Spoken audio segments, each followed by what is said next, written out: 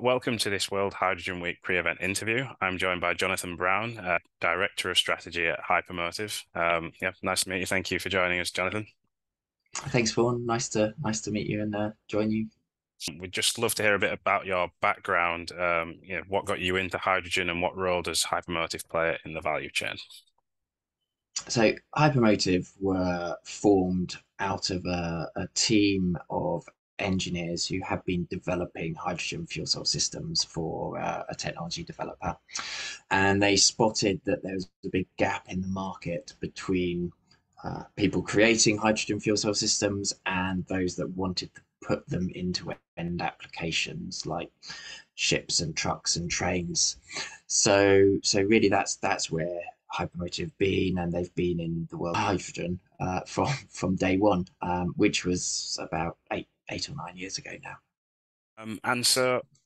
What are the challenges that you picked up on the market? You've just mentioned you've seen a gap and where that integration can fit, but are there any other wider challenges? Oh, absolutely. I think there's challenges across the spectrum, uh, and it comes in many forms. There's challenges in the terms of wider education and information and knowledge within the world outside hydrogen. So those end users and operators that currently use other fuel sources like diesel or gas, and their knowledge that allows them to transfer into the world of hydrogen. So that's certainly a big gap. There's a lot of misinformation and perhaps fear, even in some cases, both from not just the sort of traditional physical risk that people perceive of hydrogen, but also from the commercial risks and the lack of knowledge of the different pathways forwards and how the commercial field is going to play out.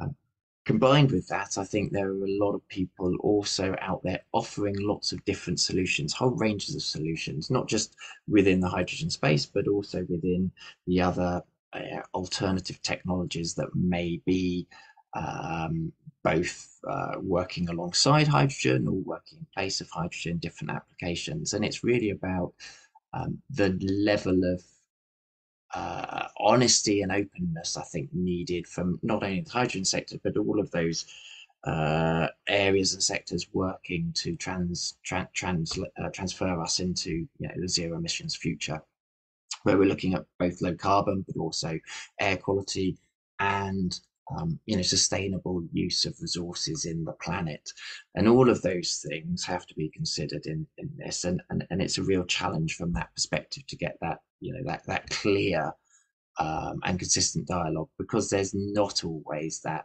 simple solution to move forward, and I think the level of education required for that it is quite high, and it's very easy to uh, be bamboozled, if you like, when you're an end user. You're a ship owner, you're just trying to understand what it is that you have to do uh, to become a green operator, to become somebody who's not going to have such a negative impact on the planet with your operations, and yet still manage to get your cargo around the world.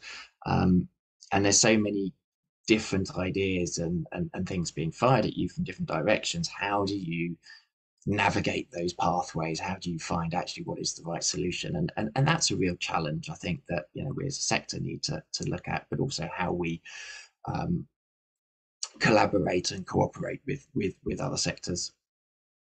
And yeah, on that collaboration, obviously you mentioned education is needed, particularly in the industries that don't specifically work with hydrogen. Obviously, we've got some regular off-takers of hydrogen now, or at least working with pilots. Um, and that clear dialogue as well between the hydrogen value chain and the off-taker. What sort of role will Hypermotive help to play in bridging this gap? So for us at Hypermotive, we're really focused on enabling those end users. So the technologies that we're developing are focused around making it simple and easy to implement hydrogen fuel cell systems, which means that actually if you have a an application where you're looking to create trucks or trains or boats and ships for future use of hydrogen, then you don't have to be an expert in hydrogen systems to do that integrating process of taking the fuel cell and putting it into your application. What we're also finding is that the technologies we're creating that enable those end users to implement hydrogen more cheaply and more quickly and without those expertise and levels of skills required.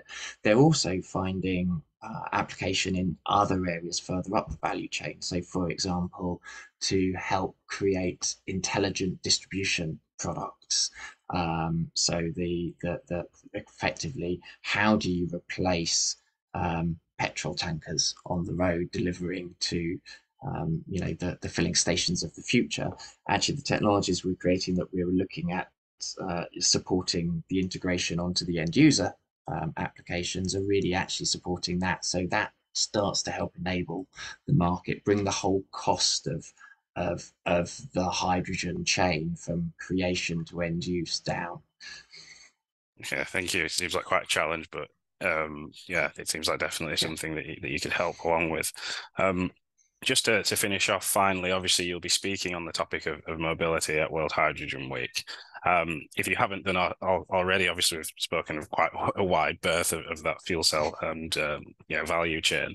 Could you give potentially a sneak peek to the audience about what you'll be discussing? Absolutely. So I'll be hosting a panel session, and it's really looking at the challenges of the transition to hydrogen mobility. And zero emissions mobility. And we'll have people on the panel from across the value chain who are all contributing towards that end goal of having this offtake, and people who are using hydrogen to decarbonize and to reduce the emissions of their use.